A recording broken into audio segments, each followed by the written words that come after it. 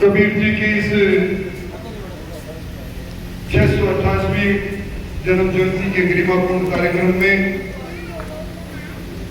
सुदूर उत्तर प्रदेश से हमारे बीच में चलकर आए इस कार्यक्रम के मुख्य अतिथि जिनका सार करके भाषण अभी आपने सुना, सम्मानित मिश्रेश जी, हिंदुस्तान की सबसे बड़ी पंचायत में सीमावर्ती इलाके, इसकी पूरी सीमा पाकिस्तान से लगी हुई है। श्री गंगानगर, हनुमानगढ़, जिसे अंका कटोरा कहते हैं, उसका प्रतिनिधित्व करने वाले सम्मानित कुलदीप जी, जिनकी बात को कभी लोकसभा में लोग बड़े गौर से सुना करते थे, आपके समाज को जगाने के लिए जिन्होंने बहुत बड़ा सम्मेलन किया, ऐसी बहन सुनीता जी, स्वामी सुदेशानंद जी, विजय जी, लक्ष्मण जी, जोगीराम जी, मंच पर बैठे सम्मानित हाजिरिया सहित सभी समाज के अग्रज, बहुत देर से, बहुत समय से इस गर्मी में, इस तपत में इस सभागृह में उपस्थित शक्ति सुबह माता बहने, संत कबीर को मानने वाले, जानने वाले सभी उनके अनुयायी बंधुओं और मित्रों, मैं तब से इस कबीर जयंती के कार्यक्रम में आ रहा हूं जब से इस कबीर शिक्षा समिति का गठन सीताराम जी की अगुवाई में हुआ। मैंने इस कार्यक्रम को कई स्वरूप में मनाते देखा। ये कार्यक्रम कभी चूरू नगर का आधार पर बनाया गया, कभी जिले के, और आज मैं पहली बार देख रहा हूं कि सीताराम जी ने इस कार्यक्रम को इतना बड़ा व्यापक रूप दे दिया। मध्य प्रदेश, उत्तर प्रदेश, दिल्ली, हरियाणा, दूर दूर से चलकर सभी लोग इस कार्यक्रम में आए। वर्षों वर्षों तक इस इलाके का प्रतिनिधित्व करने का मौका मुझे मिला। मंच पर जितने पर लोग पधारे हैं, उन सबका मैं स्वागत करते हुए अपने आप को गौरवान्वित महसूस करता हूँ। मुझे कोई लंबी बात इसलिए नहीं कहनी कि आप सब लोगों ने, मैं बैठे बैठे स्वामी सुदेशानंद जी का कबीर जी पर किए गए उस दर्शन को सुन रहा था। मैंने अभी मिश्रेश जी को, जो उत्तर प्रदेश से आते हैं, कबीर की धरती से आते हैं, कबीर के जीवन वर्ग को सुना, इसलिए मैं कोई लंबी बात नहीं कहूंगा। एक बात जरूर कहूंगा, संत कबीर जी उस समय जब चारों रूढ़िवादियों का बोलबाला था, धार्मिक परंपराओं, मान्यताओं पर हमला होता था, मुगल साम्राज्य के अंदर जनेऊ को पहला जोखिम वाली बात हुआ करती थी, उस समय भी संत कबीर की निर्भीकता देखिए। उनके द्वारा कई गई लोकोक्तियां, उनके द्वारा रचे गए दोहे, उनके द्वारा कई गई साखियां उस आडम्बर पर किस प्रकार का प्रहार किया करती थी, किस प्रकार का प्रहार किया करती थी। आप उन्हीं के वंशज। मैं समझता हूं कि किसी भी मन से बार बार अगर मैं एक ही बात कहें तो हम पिछड़े हैं, हमें मुख्य धारा से अलग थलग है। मैं समझता हूं लोकतंत्र जब है, अमृत महोत्सव के उस दौर से गुजर रहा है। राजा का भी एक मत है, तो गरीब का भी एक मत है, अमीर का भी एक वोट है। उसमें मैं समझता हूं कि इस बात को बार बार दोहराने से नहीं, एक रेखा के आगे लंबी रेखा खींचने का वक्त आ गया।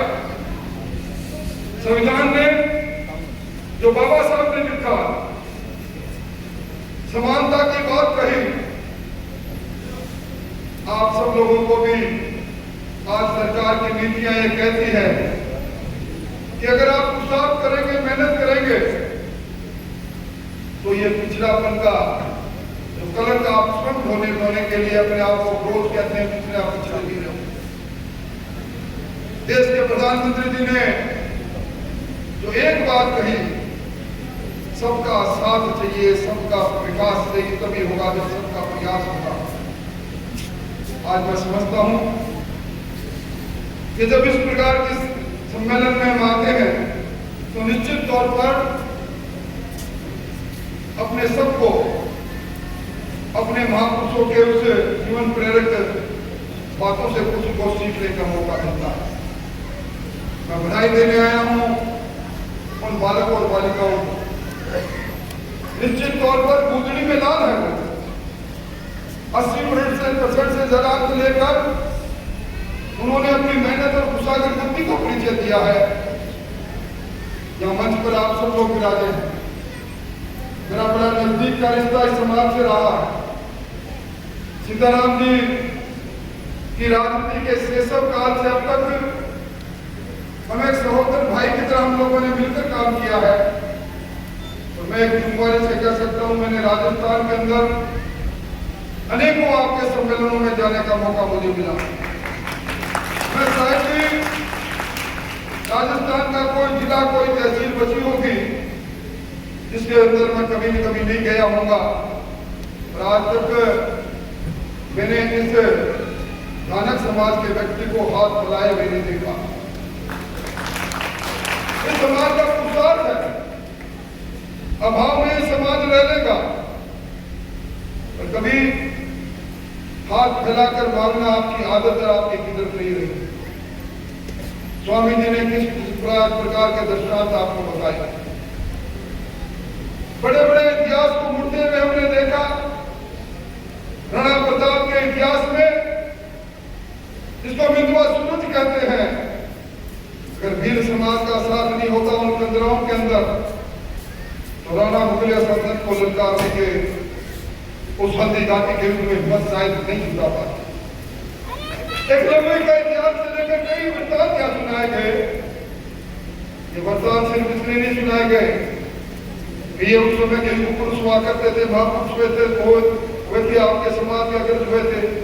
आज के युग में भी जब सर्वाइवल फॉर फिटेस्ट का जमाना है, प्रतिस्पर्धा का जमाना है, हर बात की पूंजी के अंदर एक ही बात निकल कर आती है।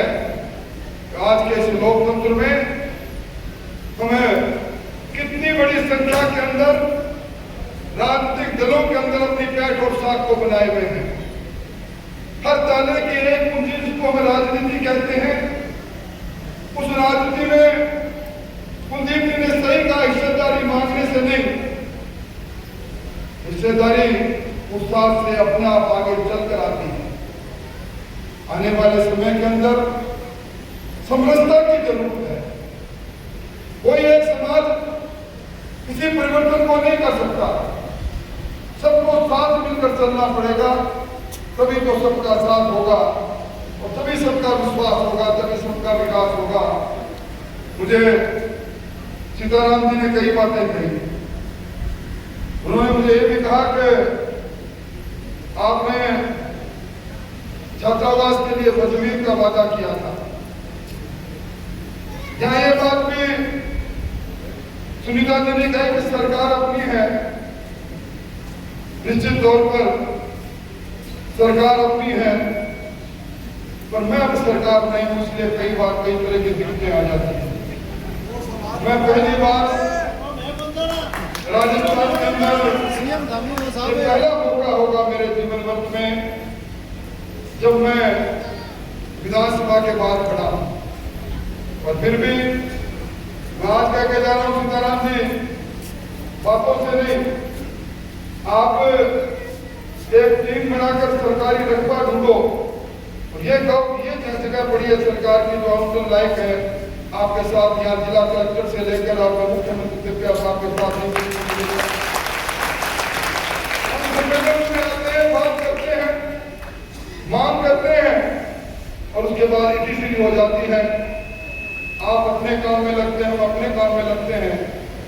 सही कहा था सांसद महोदय ने, कागज देने से नहीं, ऐसे मौके पर कागज ताकत देने से नहीं, अब आपको अगर फास्ट में करना है वोट देने से, ठीक है, वोट देने से होता है। और हमने सरिया वोट दिया था। भाई आप कुछ भी कहो, समय बड़ा परिवर्तनशील है और इस परिवर्तनशील समय में यहाँ जितने लोग बैठे हो, आप में से कोई व्यक्ति ऐसा नहीं होगा जो कभी न कभी किसी न किसी मोड़ पर मेरे पास नहीं आया और मैंने एक भी व्यक्ति को कभी ये कहा हो, मेरे सामर्थ्य से मैंने आपकी हमेशा मदद करने की कोशिश की है, आगे भी मदद करने की कोशिश करता रहूंगा। हम सब मिलकर आगे इस बात को आगे बढ़ाएंगे। आज मैं सीताराम जी को कहूंगा कि आपने स्वरूप तो बड़ा अच्छा किया और मैं सबसे बड़ी बधाई तो हमारे नेताओं को तो दूंगा, और आप लोग जो श्रोता हो, आपने आज सिद्ध कर दिया कि आप से बड़ा धैर्यवान कोई हो ही नहीं सकता। आपके इस धैर्य के लिए मैं आपको बधाई देना चाहूंगा। इस वक्त में, इस गर्मी में देर के दिलाते हुए और विशेष तौर पर यहाँ माताएं आई, निश्चित तौर पर आने वाला कल आपका है। आने वाले समय के अंदर राजस्थान में गांव की हुकूमत बनाने का समय आ रहा है, शहर की सरकार बनाने का समय आ रहा है। गांव की सरकार बनाने में आपकी भूमिका अच्छी रहे, आप सब लोग सक्रिय रहे। इन्हीं भावनाओं के साथ संत कबीर के चरणों में सादर अर्पण करते हुए, उनको नतमस्तक होकर उन्हें श्रद्धांजलि देते हुए, उन्हें याद करते हुए, बाबा साहब को याद करते हुए मैं अपनी बात को समाप्त करूंगा। आप सबको धन्यवाद, बहुत बहुत धन्यवाद, बहुत बहुत आभार।